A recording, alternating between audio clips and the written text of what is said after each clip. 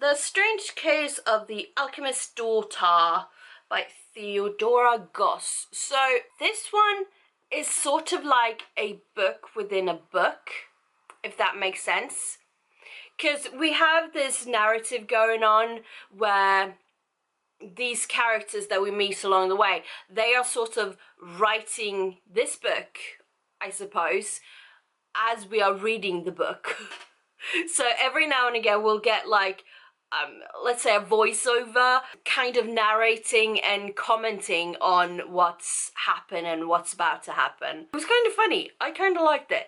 So we meet so many famous characters, or rather like relatives of the famous characters. So we meet Sherlock Holmes and Watson. That's just a side bit. Who else do we have? So we follow Mary Jekyll. So she's the daughter of Dr. Jekyll. Who knew? We mostly follow her. We do meet other characters along the way. So we meet, what was her name again? It was something Hyde. Diana Hyde. That was it, wasn't it? Yes. So she is Mr. Hyde's daughter. Dr. Jekyll and Mr. Hyde, we know, is technically the same person, just like different, I guess, personalities is the simplest term. I don't know. Mary, her family's now passed and stuff. Her dad passed a long time ago, and then her mother has just recently passed. And now she's like finding out all these things. Like she found Diana, so her mum had been like paying someone or someplace to, you know, room and board Diana. But now the money's no more. Yeah, Mary doesn't have any more money, so she's like, okay, what is this expense? And she finds Diana. And then we find, who else do we find along the way? Why am I blanking on this? So we find Catherine Moreau, Dr. Moreau, yeah, she's not Dr. Moreau, but yeah. We meet Justine Frankenstein, who's like, yeah, daughter. So basically, we meet all these daughters of all the famous characters. And I'm blanking on all the characters now. I don't know why, but there we go. We meet all of them, and it's quite funny. They sort of like create this little society where basically they're solving some mysteries. Oh, cats. You okay?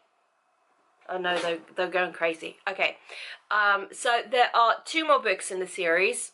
Obviously cannot get a hold of them from the library because that would be too easy. Listen, this library has like no books.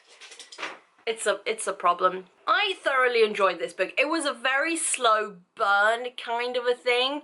At times it did feel like it was going very slowly and a bit like, when is this going to end, or where is this going? In the end, I liked it. And I'm curious to see like what book 2 and 3 holds. I don't know yet. I may need to get them like digitally, so read them as ebooks, because that may be the only way. Anyway, we'll see. Like this one anyway. So we have another one. We have another Hunger Games-esque book. What? Honestly, this book, the beginning of it, it's so weird, as in, this doesn't make any sense. How does this even work? So, let's try to sum it up, because we follow a few different characters, but, yeah, they have a connection-ish. I'm just going to try to summarize the book in itself. So we have this city, this kingdom, which basically the people in it, they can jump bodies. They can, yeah. And that wasn't the weird part, the part where it doesn't make any sense, because we go through the beginning of the book. We find out that some people, not all people, but some people have the ability to jump bodies. But there's like certain rules to it all. You need to be like in certain proximity, you need to be able to see them or something. These are like weird things that you don't really find out. It's not really explained. So there's this whole, you just find out that people can jump bodies, but then like what happens to the body you were in and what happens to the person in the body you jump to? It was a whole thing, and it's not explained well. You get like snippets towards the end, the middle, towards the middle end of the book, but not in the beginning when you kind of want the information to keep you going. And I was like, oh, what is this? What is this? So they jump buddies, but there's also this thing. So, what was her name again? Calla. So, Princess Calla. So, some time ago, she murdered her family. Yeah, because that's a thing. And now she's intent on murdering the king, her uncle.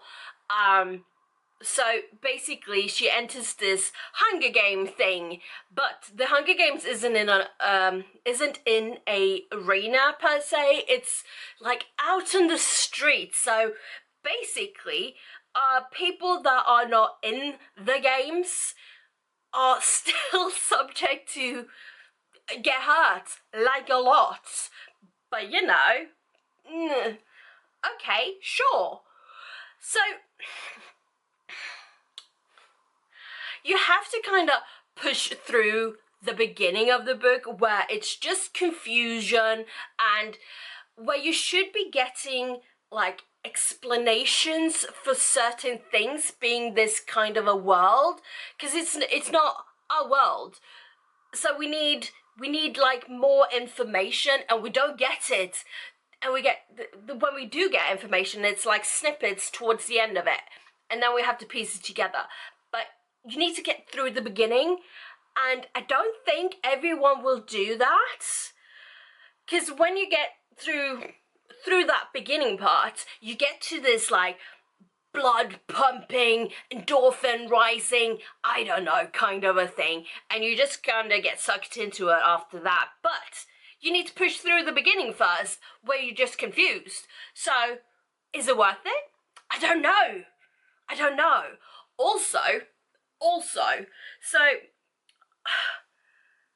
it has this like cliffhanger moment where I was just like, this is a brilliant end to the book, because I know there's a second one. I don't think I can get a hold of it, but that's a different subject altogether. But that was like such a good cliffhanger moment when you're like, ooh, that's gonna get you to read book 2. No, it was like 2-3 more chapters, and the chapters were very, well, boring. It was chapters that could have just been in the beginning of book 2, and it would have just made perfect sense. But no. And then we get a weak cliffhanger ending. Well, weaker. It's fine. It's fine for what it is, but that's what I want to call cliffhanger moment. Had the book ended there, perfect. Now, I don't know how book 2 starts, so I don't know. So that's going to be something else. And I don't think my library had that book, so I'm going to have to just contend with this one until I can get a hold of the other one for some reason. But now I kind of want to know because of that first cliffhanger moment, not because of the actual ending cliffhanger moment. However I hold this, it's going to be the biggest glare ever. Ooh, so annoying. Hi. So, Divine Rivals by Rebecca Ross.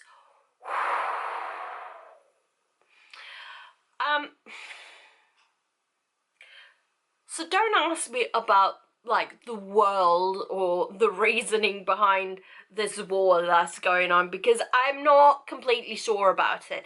It's something about like gods and them making wars, and the humans in this world that is basically taking sides, and I didn't feel like we got enough information about that part, so I don't know how to explain that part, but it's part of the book. It's not like the main plot really, but it's part of it, and there's a history behind that, and I didn't feel like we got enough of that, and that was there were interesting parts because you get like bits and pieces of it here and there throughout the book, and I feel like these parts were so interesting, but we didn't get enough of them. So is this a duology or is it like more? I don't know, but I want book 2 to give more of the world and the reasoning behind it, because that would be interesting. But the library doesn't have that book, so that's gonna have to wait. Anyway, so what were the characters' names again? Of course, I don't remember. Okay, so we have Iris and Roman. So, so Iris and Roman, they work at this the same newspaper. They're basically rivals, competing. Well, really for the same job. They're competing-ish, and they're both really good at what they do. So, shame on you, newspaper guy. I don't know. So what comes up quite early on, so it's not really a spoiler. So they both have this typewriter, and they both write letters to each other, but it takes a while for Iris to find out that it's actually Roman she's writing to, because he's writing under a different name, as it were. It is his name, it's just not the name she knows him by. So they have this like magical typewriter thing. They basically put their letters in like their wardrobe. It disappears. It goes to the other person. Magic. I thought that concept was so cute. Yes. Basically, Iris decides to like up and go this job that's basically her dream job, I guess, and goes to become a war correspondent through a different newspaper. So basically just quits her jobs and leaves. Basic reasoning behind it is her brother goes missing in the war, so she figures that if she goes to the war, maybe she will get like information about her missing brother sooner rather than later. Anyway, so she goes, and soon thereafter he goes after her. There is love, there's a lot of things. I feel like this book kind of romanticizes a war and the war correspondence in a way. I don't mind it, honestly. I don't like war stuff in general. So this is like, it's like old-timey London, but it's a different kind of world, so it's not really. Because we don't have like these divine gods. Well, I guess we do, but not in the same way. It depends on your religion, but in this book, in this world, these divine gods, they are like physical beings that we can see and touch and stuff, I suppose. I get that's the part I'm very confused about, because I don't really understand the whole backstory of everything, and because I didn't feel like I got enough of it, like I said. But I really liked it though. It's slow, but it's also fast. Does that make any sense? I love how I'm like holding up the spine of it now. It's just so shiny. I'm very curious to see what the second book, and I think last book, because I think it's just a duology, I'm curious about how it's going to wrap up, because the way this ends, it ends on this cliffhanger thing, and I'm like, I need more. Library, why are you being stupid and don't have the second book? Honestly, get a grip on yourself, library. Get a grip. Like this is gonna help in any way, shape, or form. Yeah, no, I liked it. Despite it being this like old-timey war kind of feel to it, but it's a different kind of world. How? It's so confusing. It's so confusing for me to try and explain it. I don't know. I liked it though. So there's that. There's that. Now I can return this very shiny book. Not a lot of people have borrowed this book, by the way, because it's still very stiff and it's not been a breakage of the spine. So is it not as... I'm looking at here and I'm seeing that it belongs to one of the libraries that's on the outskirts, so that might explain things. Yeah. Doesn't make any sense for this video, I don't suppose, but yeah, there we go. So, Twin Crowns by Catherine Doyle and Catherine Weber. Prepare yourself, it's about to get complicated. So, a while back, however many years these characters are old, I don't know, I want to say like 17, but also, I don't know. Anyway, the king, very human king, he met his, well, love of his life, who just happened to be a witch. They had babies, which are the twins. However, one of the twins, Ren, was taken away, far away, to live with the witches, whereas Rose got to stay in the castle. Time has passed, king and queen dead, gone.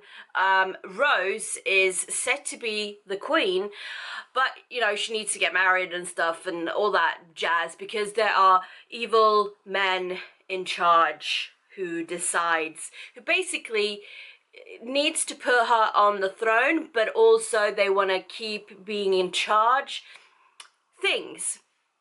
Anyway, so the people just know about Rose, they don't know about Ren. Ren, who grew up with the witches, has been trained all her life to like take the place of Rose to become the new queen, but you know, because she's a witch, she's gonna, you know, have that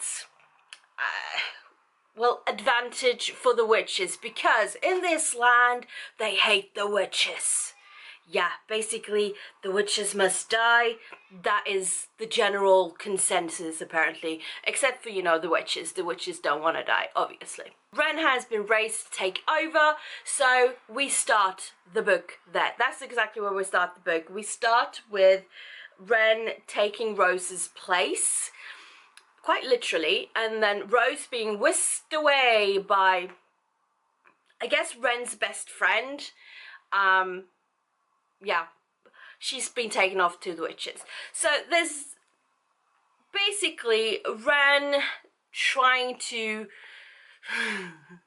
con her way around, as well as not get married and just get the crown. Yeah, Rose comes back at some point later on. It's very weird, because it's like, first she's on a trail to the witches' camp, if you want to call it that, and then she's like with the witches and her grandmother, by the way, and then she's just sort of back. Yeah. Whereas Ren has kind of fallen in love with someone, but also not really. And then they meet and they have this whole like mini connection, I suppose. And then the book sort of ends, because there are more books coming. I think there are 2 more books after this one. This is just the first one. So I don't know what happens next. I can't get hold of them, so the library doesn't have them. So I don't know when I'm going to continue this story. But thing was, though, I had a little bit of difficulty. So we have, let me see if I find a chapter. So every new chapter we have like who's in charge of the chapter, whose point of view we have. So it wasn't like I wasn't like aware of whose chapter it was. It was just that these characters were a bit bland. So we have Ren, and Ren is like supposedly, you know, in charge, girl boss mode a bit, but she's also kind of confused about life, because she's just had this one thing. She's gonna take Rose's place and, you know, take the crown and so on, and make it a habitable place for witches in the world. I wonder if they ever like properly planned what they were going to do with Rose. Obviously they weren't going to kill her because, you know, family and stuff, and it's not Rose's fault she's grown up to be a spoiled little princess, because that's like the good first few chapters of Rose's point of view. We just see her as this spoiled little princess who's never done a thing in her life. And she's kind of just whiny. I mean, she has been kidnapped, sure, but she's also like trying to take charge of the situation, and she's like, well, I'm not gonna do that because I'm a princess, duh. Sort of like that. And it's like, okay, sure. But then they meet up, and she's sort of like just a different character once she meets Ren. It's weird. It's a little weird. Also, because Ren was pretending to be Rose, there were like parts where like Rose do this and that, and then I'm like, but this is Ren. I'm confused. Honestly though, it was a very easy read. It was kind of a good time. It was such a fast read, I'm not gonna lie. And I'm kind of curious to see where else this series rather is gonna go. So I may pick them up later on in life. I don't know yet. But that was book one. And does it have a series title? I don't know. But this was Twin Crowns.